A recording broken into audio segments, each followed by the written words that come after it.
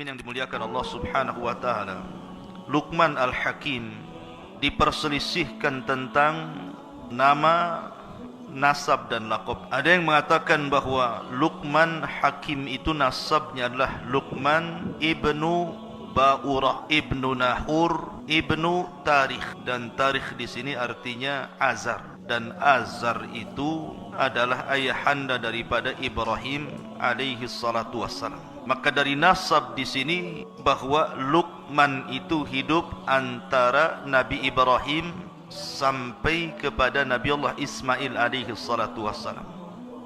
Jadi zaman hidupnya Luqman itu antara Ibrahim dan Ismail,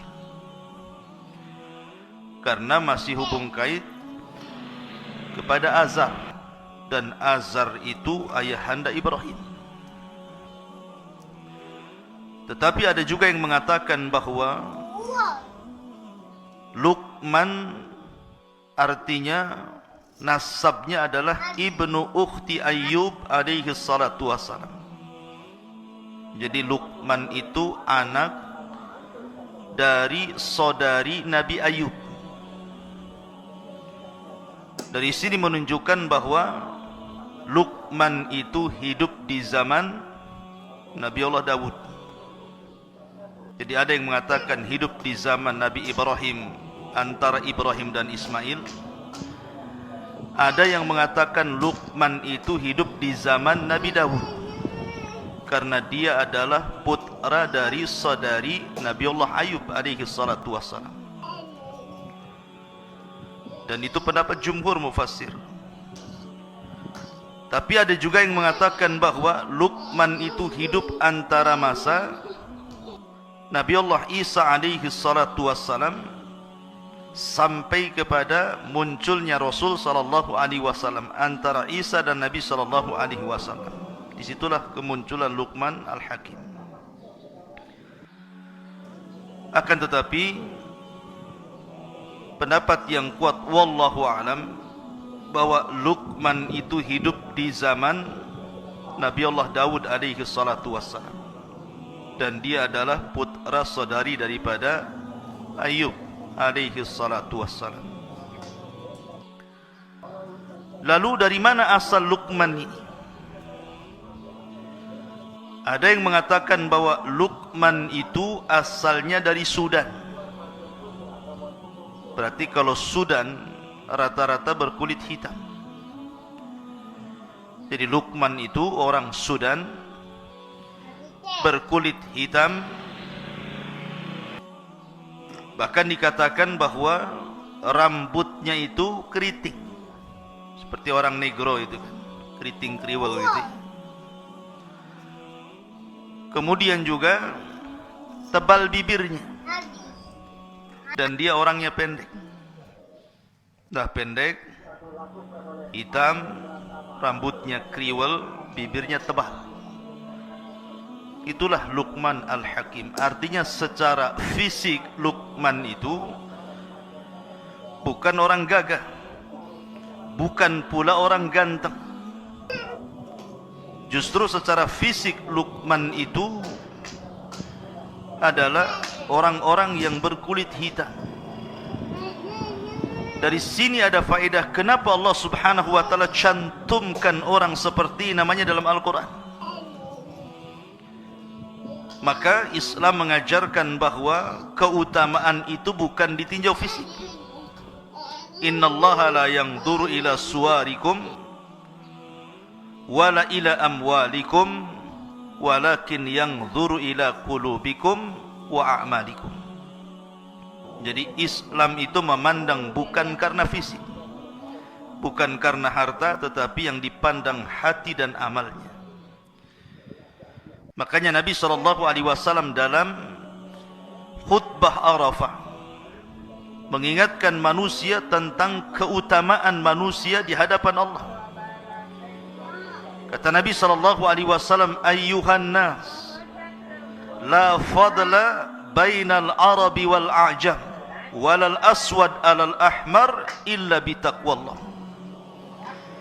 Wahai manusia, tidak ada istimewanya, baik anda orang Arab ataupun non-Arab, baik anda berkulit hitam ataupun putih ataupun merah. Tetapi keutamaan itu hanyalah ada pada takwa. Kemudian Rasul membacakan ayat, Inna akramakum indallahi atqakum.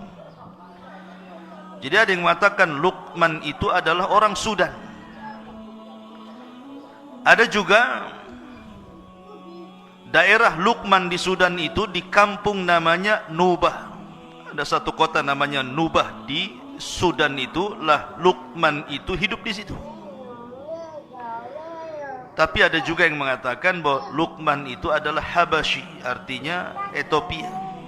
Tetapi yang masyhur bahwa Luqman itu orang Sudan dan hidup di kota namanya Nubah. Itu yang banyak dijelaskan oleh ahli tafsir. Masyarul muslimin yang dimuliakan Allah Subhanahu wa taala. Adapun banyak dijelaskan para ulama siapa Luqmanul Hakim ini. Al-Imam Ibnu Katsir rahimahullahu taala mencantumkan dalam kitab Bidayah wa Nihayah, beliau mengatakan kana abdan. Luqman ini seorang hamba. Dari sini menunjukkan bahwa Luqman itu bukan seorang nabi. Ada memang sebagian ulama mengatakan Luqman itu nabi. Tetapi pendapat yang kuat bahwa Luqman itu abdan, seorang hamba, seorang budak. Subhanallah, dia orang merdeka, bukan orang merdeka loh ya, orang budak. Artinya dia ada tuannya di situ. Kalau seorang budak berarti bukan merdeka, diatur-atur oleh tuannya, karena perbudakan dalam Islam itu sama dengan barang diperjualbelikan. Tetapi istimewanya walaupun dia seorang budak, Luqman itu adalah orang yang diperhitungkan setiap mutiara kalamnya sampai diabadikan dalam Al-Quran. Maka dijelaskan juga beliau adalah kathirat tafkir, orangnya banyak mikir. Kemudian hasanal yaqin, sangat baik keyakinannya kepada Allah Azza wa Jalla. Ahabballaha fa'ahabbahu, karena dia banyak mencintai Allah, akhirnya Allah mencintai dia. Famannallahu alaihi bil hikmah, dan Allah anugerahkan kepada Luqman itu hikmah. Apa itu hikmah? Hikmah itu al-isabatu fil umur. Dia setiap ucapannya, setiap perbuatannya itu mencocoki kebenaran. Jadi dia kalau ngomong itu udah kayak wahyu saja. Makanya kemudian mutiara hikmahnya itu dipakai sampai di zaman jahiliyah, di zaman Nabi SAW sebelum diangkat menjadi Nabi dan Rasul. Orang-orang jahiliyah terkadang menukil-nukilkan ucapan Luqman sampai hari ini. Saking hebatnya Luqman al-Hakim ini. Masyarul muslimin yang dimuliakan Allah Subhanahu wa taala. Lah Luqmanul Hakim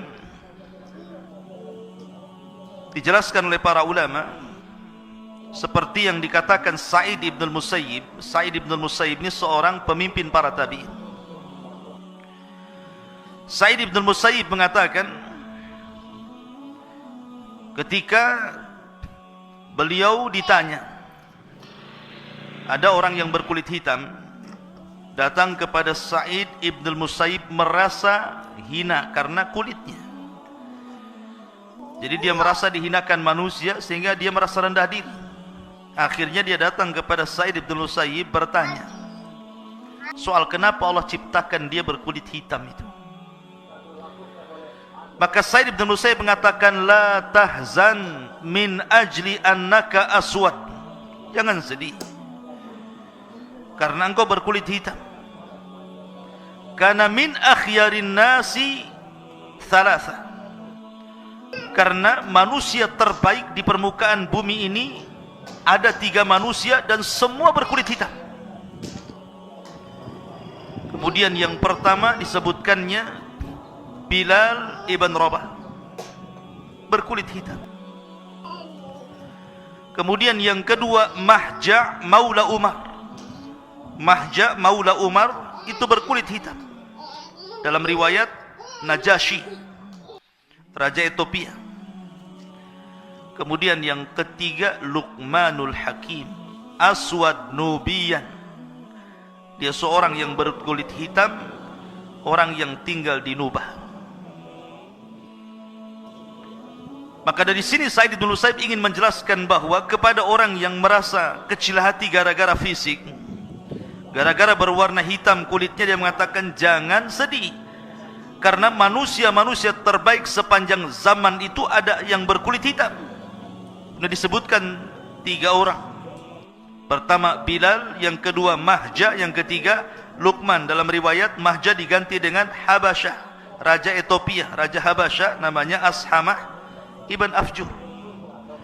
Semua berkulit hitam, tetapi mereka adalah orang-orang pilihan dalam Islam. Siapa yang tidak kenal Bilal? Sandalnya saja masuk surga sebelum orangnya. Siapa yang tidak kenal Ashamah Ibn Afjuh, raja yang sangat adil, sampai-sampai Rasul mengizinkan para sahabat hijrah ke Ethiopia karena keadilannya Najasyi itu. Kemudian juga Mahja, bahkan Luqmanul Hakim sampai diabadikan dalam Al-Quran. Ma'asyiral muslimin yang dimuliakan Allah Subhanahu wa ta'ala. Taib, dari sini kita sudah tahu bagaimana Luqmanul Hakim. Adapun nama anaknya, karena di dalam Al-Quran itu kan bercerita tentang nasihat Luqman kepada siapa? Kepada anaknya. Ini yang kita akan ceritakan. Siapa anaknya? Al-Imam As-Suhaili mengatakan, yang masyhur nama anak Luqman yang dinasihati dalam Al-Quran itu namanya Tharan. Namanya Tharan. Luqman menasihati Tharan anaknya. Wa idh qala Luqmanu libnihi wa huwa ya'iduhu. Dan ketika berkata Luqman kepada anaknya siapa? Tharan. Ada yang mengatakan seperti yang disebutkan Al-Imam At-Tabari bahwa namanya Qutbah. Namanya Qutbah. Ada juga yang mengatakan namanya Kalbah. Tetapi yang masyhur nama anaknya adalah Tharan. Ingat-ingatnya, namanya Tharan. Lah sebagian orang mengatakan bahwa Luqman itu punya anak, punya istri. Lah dulu anak dan istrinya itu belum mengikuti agama Luqman Al-Hakim, masih kafir. Tetapi setiap hari oleh Luqman itu dinasihati anak dan istrinya itu. Makanya salah satu nasihatnya adalah la tusyrik billahi inna syirka la zulmun azim.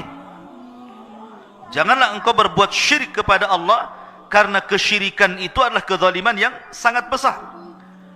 Lah dari kata-kata la tusyrik billahi inna syirka la zulmun azim di sini ada yang mengatakan bahwa seperti Al-Imam Al-Qushairi mengatakan karena Luqman dan ibunya itu kafir. Dinasihati sama Luqman, jangan kau melakukan kesyirikan kepada Allah, karena syirik itu kezaliman yang sangat besar. Jadi setiap hari nasihati, akhirnya keduanya mendengarkan ucapan Luqman, belakangan masuk Islam, masuk ke agama Luqman Al-Hakim. Ada yang mengatakan seperti itu.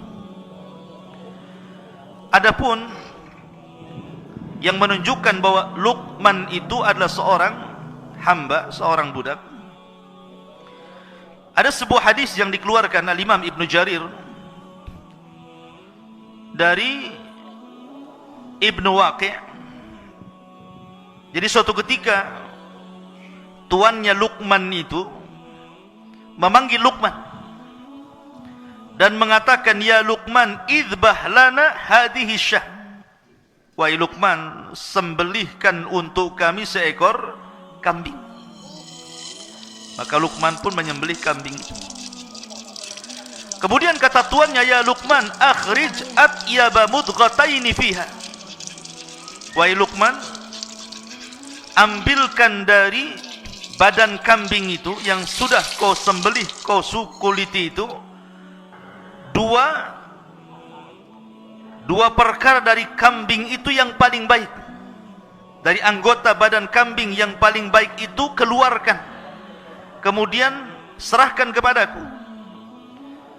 Kemudian tiba-tiba Luqman mengiris mengiris lidah kambing, kemudian mengambil hati kambing, diserahkan kepada tuannya dan mengatakan, inilah dari badan kambing yang paling baik, lisan dan hatinya.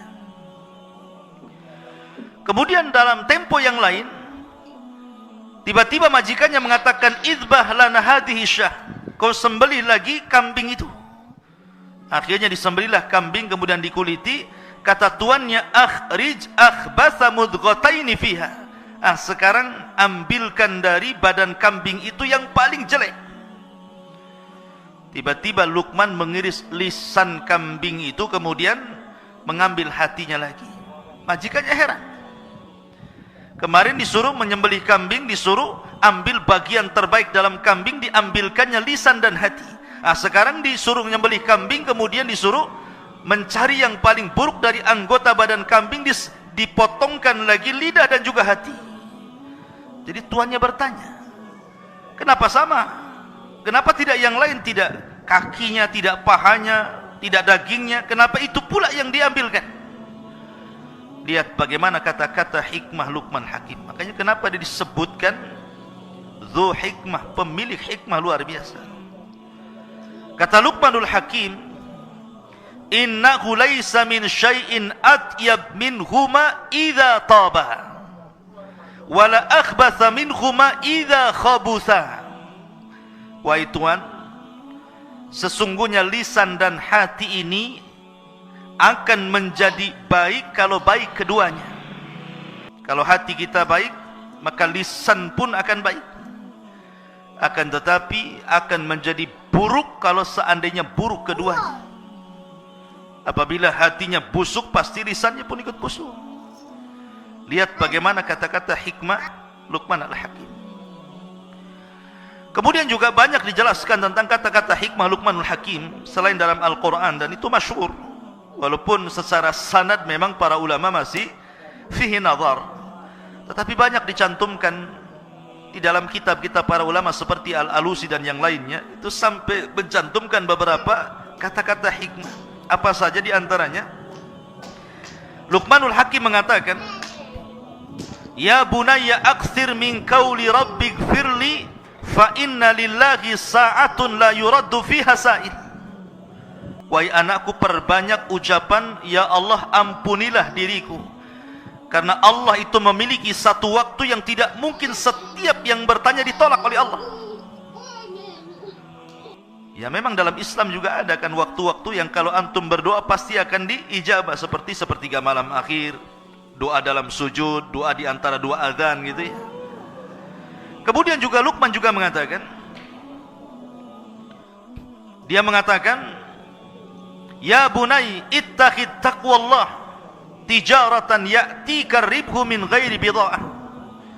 Wahai anakku, jadikan takwa itu jual belimu, maka keuntungan yang kau raih akan jauh lebih banyak tanpa modal. Takwa itu adalah perjualbelian kita dengan Allah tanpa modal, tetapi sudah jelas untungnya, kata Luqman. Kemudian juga di antara kata-katanya, ya bunai la ya'kul ta'amaka illal atqiyah wa syawir fi amrikal hukama. Wahai Luqman, jangan kau makan kecuali bersama orang-orang yang bertakwa, dan bermusyawarahlah pada urusanmu bersama orang-orang yang memiliki kebijakan akal. Ini juga di antara kata-kata Luqman Al-Hakim. Tetapi ikhwan, dari mana Luqman mendapatkan hikmah itu? Kenapa Allah berikan hikmah? Kenapa setiap untayan-untayan kata Luqmanul Hakim itu berharga? Kenapa pula setiap kata-katanya terus dinukilkan dari abad ke abad, dari zaman ke zaman sampai hari ini? Bahkan Quran mencantumkannya. Hebat kali Luqman ini. Ada apa dengan Luqman ini? Suatu ketika Luqman ini ditanya, dari mana anda mendapatkan hikmah itu? Lihat jawaban Luqman. Dia mengatakan bi ghaddi basari, karena aku selalu menundukkan pandangan. Wa kaffi lisani, dan aku selalu menjaga lisan. Wa iffati mat'ami, dan aku selalu menjaga makanan yang kumasukkan ke dalam perutku. Wa hifdi farji, dan selalu aku jaga kemaluanku untuk tidak berzina. Kemudian wa hifdi jari, dan aku selalu muliakan tetanggaku. Wa wafai bi ahdi, aku selalu menjaga setiap amanah yang diberikan kepadaku. Wa tarki ma la ya'ni, dan aku meninggalkan sesuatu yang tidak bermanfaat kepadaku. Fadzakal ladzi yusayyirani kama tara, itulah yang menjadikan kenapa aku seperti ini, kata Luqman. Oleh karena itulah maka kenapa Luqman itu diberikan seperti itu? Ya karena dia banyak menjaga hal untuk dirinya. Makanya suatu ketika Luqman ini melihat Nabi Daud sedang memintal-mintal besi. Nabi Daud itu kalau membuat baju perang bukan dipanasi kemudian dipentung gitu ya kayak pandai besi, tidak. Jadi Nabi Daud itu kalau buat pandai besi itu pakai tangannya saja, dikual-kual itu ya. Kemudian dipelintir-pelintir, akhirnya jadi baju. Nah Luqmanul Hakim suatu ketika berada di samping Nabi Daud yang sedang memintal-mintal membuat baju besi itu. Ketika itu Luqman ingin bertanya, maksudnya kenapa seperti itu? Tapi Luqman urung untuk menanyakan perkara itu, tidak jadi. Dia terus memperhatikan Nabi Daud sampai baju besinya jadi. Setelah baju besinya jadi, tiba-tiba kemudian Nabi Daud kemudian meletakkan di badan Luqman Al-Hakim, kemudian menjelaskan kenapa dia membuat baju besi seperti itu. Baju besi terbaik yang pernah dibuat Nabi Daud untuk Luqman Al-Hakim. Dari sini kata Luqman Al-Hakim, kenapa dia tidak jadi dan urung menanyakan kepada Nabi Daud soal baju besi itu. Kata Luqman Al-Hakim, setelah kemudian selesai Nabi Daud membuat baju besi, kemudian dipakaikan di badanku dan aku lihat ini baju besi terbaik, barulah Nabi Daud menjelaskan kenapa. Baru aku tahu bahwa diam itu adalah hikmah. Diam itu adalah hikmah. Karena begini, terkadang ada orang yang penasaran gitu, orang ini lagi bicara, kadang-kadang kita ini sudah nyela-nyela dia. Padahal kalau seandainya kita dengar dia sampai selesai bicara, tentu kita tahu jawabannya, sudah jelas perkaranya. Tapi ada orang yang tergesa-gesa itu, dia baru ngomong A, kita sudah ngomong B, dia ngomong D, kita udah ngomong C. Jadi akhirnya berdebat, tidak tahu ujung pangkalnya. Maka terkadang diam itu emas. Dengan diam saja lama-lama paham, oh iya maksudnya ini begini, begitu ya, tanpa harus mempertanyakan, nanti jelas sendiri maksudnya. Lah itu kata Luqman, itu bagian daripada hikmah. Itulah Luqmanul Hakim, luar biasa. Ma'asyiral muslimin, makanya dari situ kemudian ada yang mengatakan akhirnya Nabi Daud menjadikan Luqman ini seorang qadhi di zamannya. Itu ada juga yang mengatakan seperti wallahu a'lam. Baik, kenapa Luqmanul Hakim dicantumkan dalam Al-Quran dan hikmahnya? Karena Luqman ini terkenal, bukan hanya kita ahli sunnah yang membicarakan tentang Luqmanul Hakim ini, orang-orang Syiah pun membicarakan Luqmanul Hakim. Seperti yang dijelaskan dalam kitab Syiah namanya Biharul Anwar, karya Al-Majlisi itu. Jadi ada kisah seperti ini. Jadi suatu ketika Luqman itu, ini dalam kitab Syiah ya, bukan kitab ahli sunnah, wallahu a'lam sanadnya gimana. Tapi yang jelas Luqman itu dijelaskan dia sedang berjalan bersama keledai. Antum tahu keledai? Tahu keledai antum? Tahu keledai? Antum tahunya keledai apa? Kacang kedelai. Ini bukan kacang kedelai. Keledai. Keledai itu kayak kuda. Jadi Luqman ini berjalan sama anaknya. Dia naik di atas keledai, anaknya pula dia bawa tali kekangnya. Kata orang-orang di pasar, tega banget Luqman itu. Dia naik di atas keledai, anaknya pula suruh jalan kaki. Dengarlah Luqman kata-kata itu. Akhirnya kemudian dia ganti. Dia yang turun dari keledai, anaknya suruh naik. Dia yang bawa keledai. Rupanya orang-orang pasar masih ngomel juga. Kurang ajar anaknya katanya. Masa bapaknya suruh jalan, anaknya pula yang naik keledai katanya. Akhirnya Luqman bingung. Dia yang naik salah, anaknya yang naik salah. Akhirnya turunlah Luqman itu dari keledai itu. Kata orang-orang, apa Luqman punya keledai kok nggak ditunggangi, malah dibawa, diseret-seret katanya. Luqman ini bingung. Akhirnya dia naik sama anaknya dua-duanya. Orang masih bicarakan, tega banget keledai kecil dua-duanya naik di situ katanya. Coba lihat. Dari sini Luqman Al-Hakim mengatakan, apapun yang dibuat dia pasti manusia akan bicara. Dari sini dia mengatakan, maka diam itu emas. Sebab kalau seandainya setiap komentar orang kemudian dibicarakan, nggak akan berhenti. Karena manusia itu tidak mungkin selamat dari ucapan orang. Mau gimana pun pasti kita akan dibicarakan orang. Antum mau baik mau jahat, pasti orang akan bicarakan keburukan kita. Ya seperti itu manusia. Tapi dalam kitab Syiah ya, Al-Anwar, saya nggak akan bicarakan tentang masalah Luqman yang tidak jelas sanadnya. Kita langsung saja bagaimana Al-Quranul Karim menggambarkan Luqman Al-Hakim ini. Lihat bagaimana Allah mengatakan dalam Al-Quran, dalam suratul Luqman ayat 12 dan begitu seterusnya. Allah mengatakan, walaqad atayna Luqmanal hikmata, dan sungguh kami berikan kepada Luqman ini al-hikmah. Hikmah ini ucapan yang sangat bijaksana, penuh dengan mutiara-mutiara kebaikan. Anishkur lillah, agar bersyukur kepada Allah Subhanahu wa taala. Wa man yashkur fa innama yashkuru li nafsi wa man kafara fa innallaha ghaniyun hamid.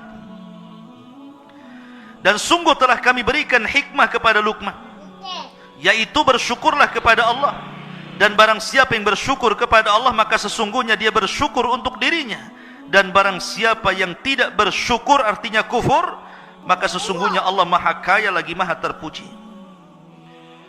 Luqman sudah diberikan banyak kebaikan berupa hikmah, sudah selayaknya bersyukur. Maka pelajarannya, antum yang Allah Subhanahu wa taala pilihkan dari setiap orang, antum bisa belajar agama. Tidak semua orang-orang yang seusia antum itu bisa duduk di pesantren. Coba antum lihat anak-anak yang seusia antum, ada yang nongkrong di jembatan, ada yang mancing, ada yang ikut geng motor, ada yang ikut anak pang, yang anting-antingnya dari botol aqua itu, ada macam-macam tuh. Tapi antum bisa hidup kemudian duduk di pesantren ini nikmat besar, ikhwan. Syukuri. Disyukuri antum dipilih oleh Allah dari sekian anak-anak muda yang seusia antum, antum bisa masuk pesantren, bisa menghafal Quran, bisa belajar agama. Coba. Artinya bahwa supaya la in syakartum la azidannakum. Kalau antum bersyukur, Allah tambah nikmat. Allah kasih banyak kemampuan dan ilmu yang begitu banyak, karena bagaimanapun tidak ada yang lebih baik dibandingkan ilmu di dunia ini, kawan. Tidak ada. Tidak ada yang lebih mulia melebihi ilmu. Karena hanya dengan ilmu lah kita bisa mengenal Allah, mengenal Nabi, mengenal agama, mengenal segala sesuatu. Dan keistimewaan apapun tidak mungkin diraih kecuali dengan ilmu. Lihat ayat berikutnya, Allah mengatakan, wa idh qala Luqmanu libni, dan ingatlah ketika Luqman berkata kepada anaknya. Siapa anaknya tadi? Tharan. Ya. Wa huwa ya'iduhu, dan dia terus menasihatinya. Ada yang mengatakan sekali lagi bahwa ketika itu anaknya masih kafir dan juga istrinya masih kafir. Makanya Luqman mengatakan, la tusyrik billah, inna syirka la zulmun azim. Jangan sekutukan Allah, karena kesyirikan itu kezaliman yang sangat besar. Dari sini Luqman mengikuti thariqah para nabi.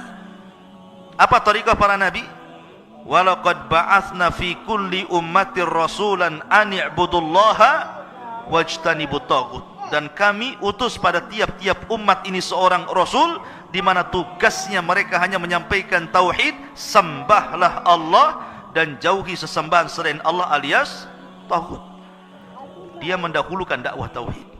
Makanya antum nanti kalau sudah terjun di masyarakat, maka yang pertama kali menyerukanlah dakwah tauhid. Hancurkan kesyirikan, ajak manusia menyembah Allah Subhanahu wa taala. Karena di zaman sekarang terlampau banyak orang-orang yang terjerumus kepada kesyirikan. Mulai orang datang ke dukun, orang percaya tangkal, padahal di zaman sekarang loh ya, masih percaya klinik itu kan aneh. Tetapi begitulah syaitan menundukkan manusia agar tidak mentauhidkan Allah dan dijerumuskan kepada kesyirikan.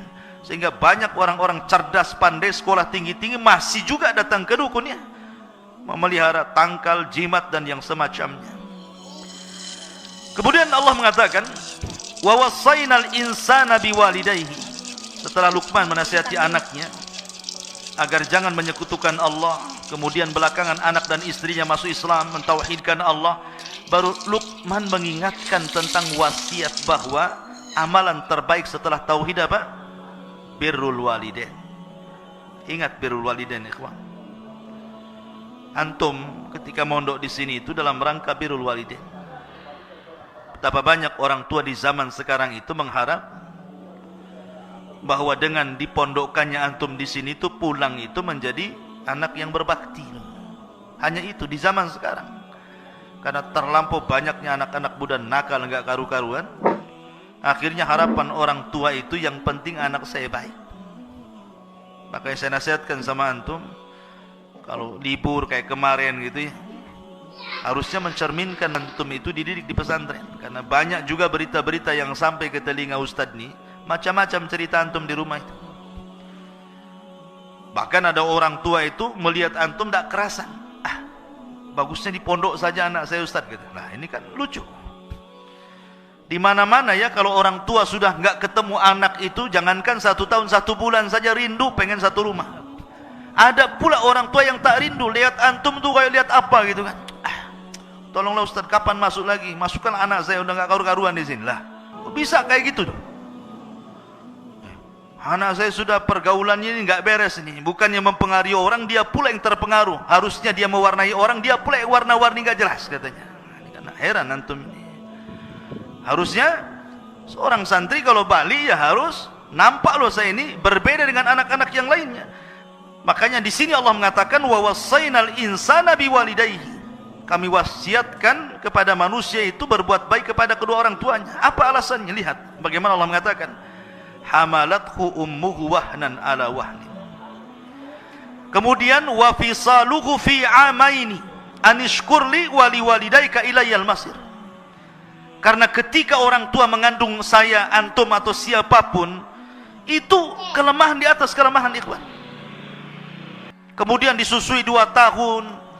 Bagaimana ketika antum tengah malam bangun, orang tua ikut bangun, antum nangis, orang tua ikut bangun, antum sakit, orang tua stres, macam-macam loh.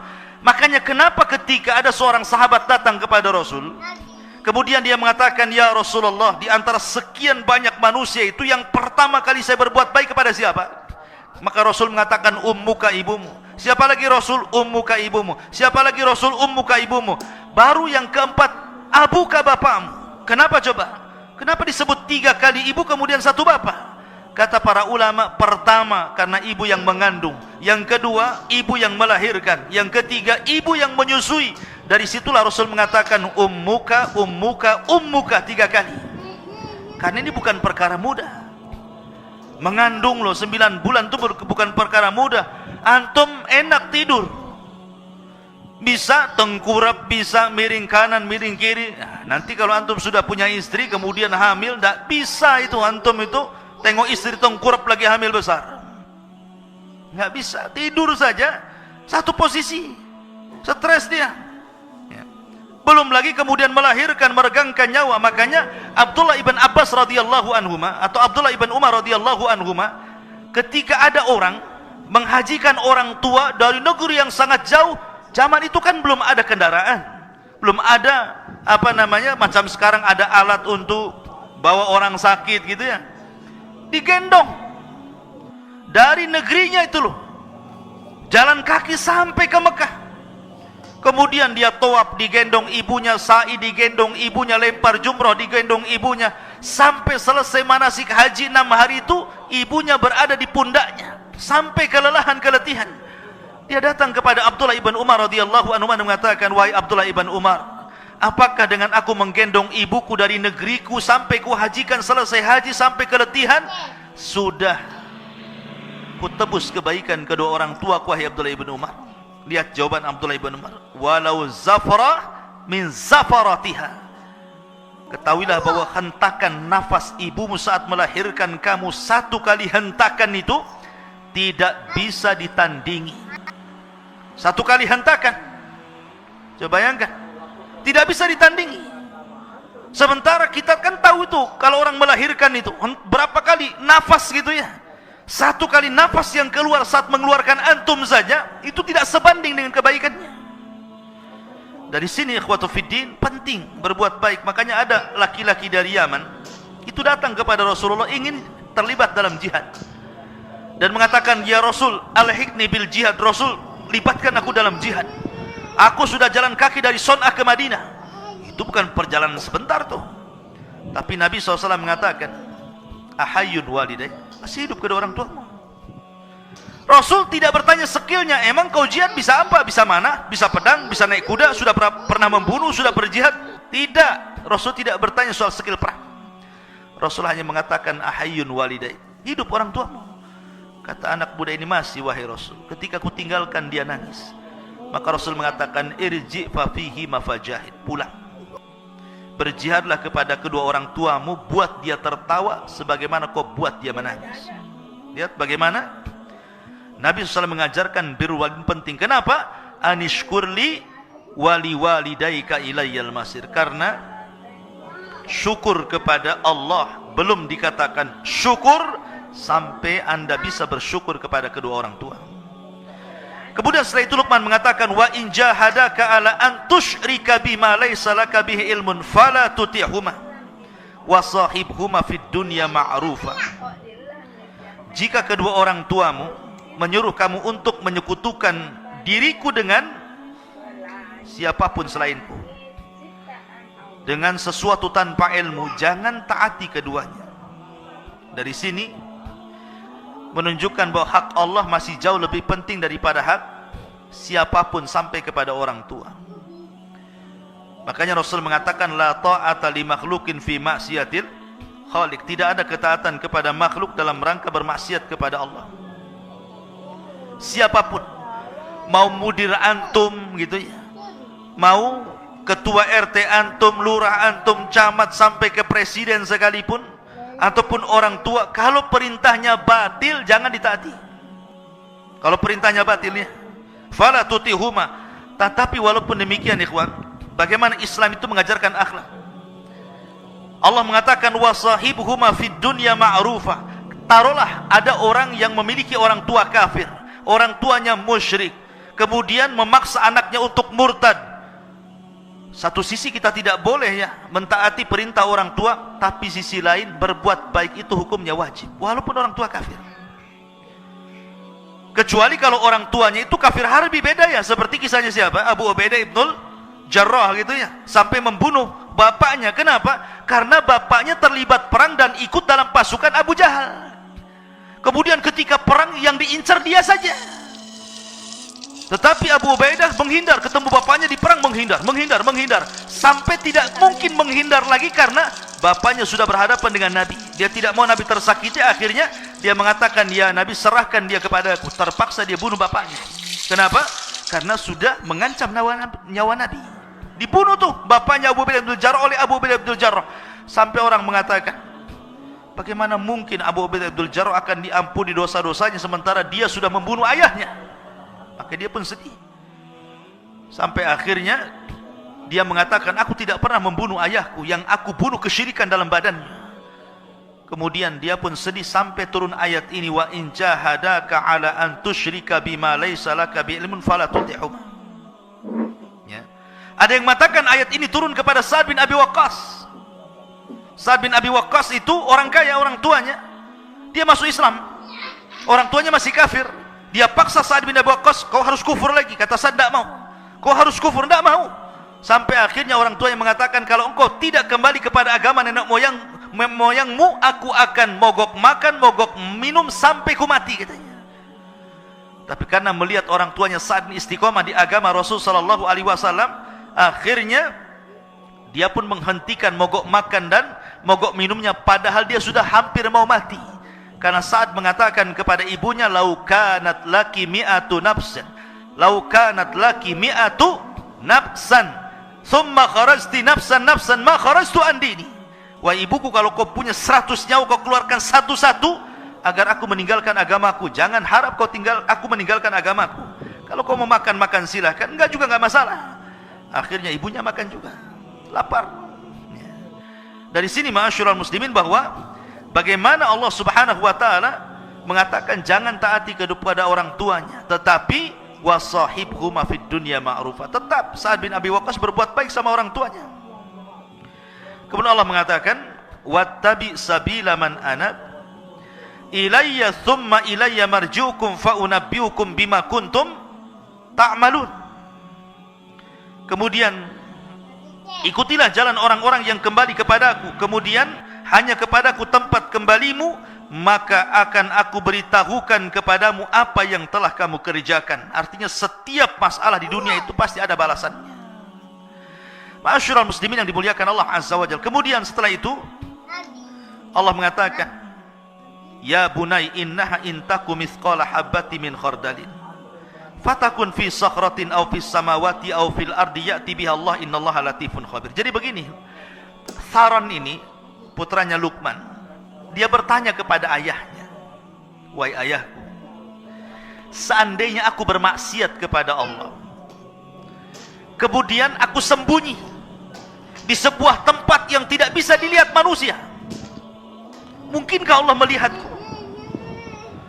Maka Luqmanul Hakim kemudian menjawab, ini jawabannya, ya bunai, wahai anakku, in taku mithqala habbati min khardalin fatakun fi sakhratin aw fis samawati aw fil ardi ya'ti biha Allah innallaha latifun khabir. Wahai anakku, sesungguhnya jika ada sesuatu perbuatan seberat biji sawi sekalipun dan berada dalam batu atau di langit atau di bumi, niscaya Allah akan memberi balasannya. Sesungguhnya Allah maha halus lagi maha teliti kepada hamba-hambanya. Antum berbuat maksiat dimanapun Allah tahu. Makanya ada satu kisah tentang seorang laki-laki yang datang kepada siapa? Ibrahim ibn Adham kan. Jadi orang ini mengatakan kepada Ibrahim ibn Adham, wahai imam, saya ingin bertobat, sudah terlampau banyak maksiat yang kulakukan. Bagaimana cara tobatnya? Anak muda ini mengatakan kepada Ibrahim ibn Adham, sudah banyak maksiat yang kulakukan, aku ingin tobat tetapi aku tidak bisa, bagaimana caranya?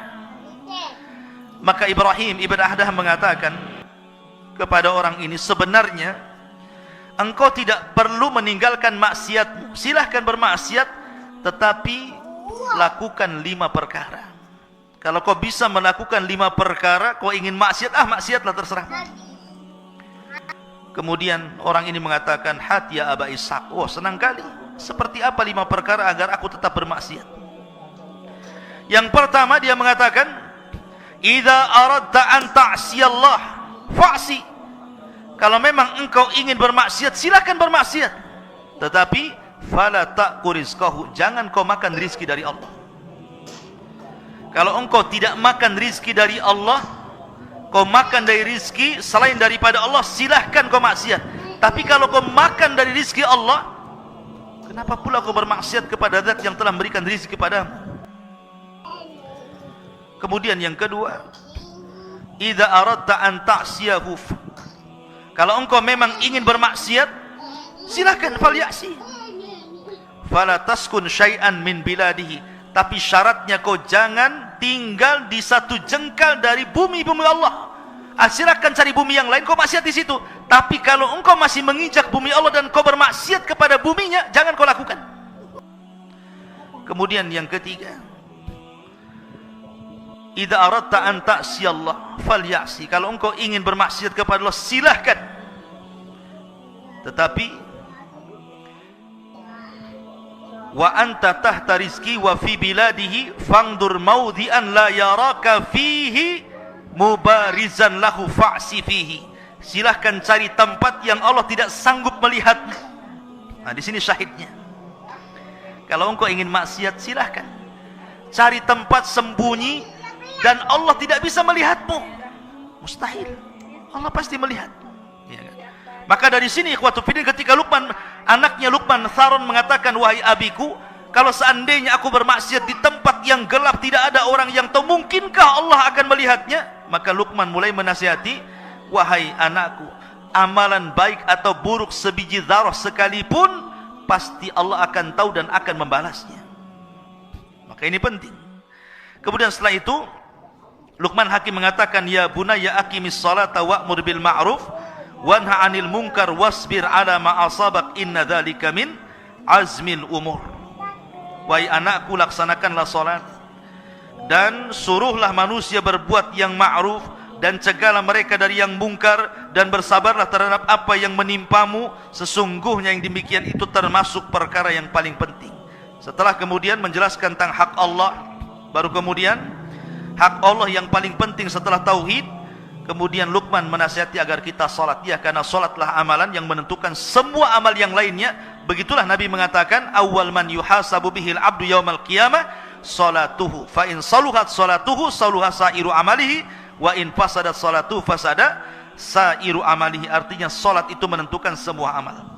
Kemudian Allah mengatakan, wala tusair khaddaka linnas wala tamshi fil ardi maraha innallaha la yuhibbu kulla mukhtalin fakhur. Dari sini Luqman mulai bicara tentang akhlak.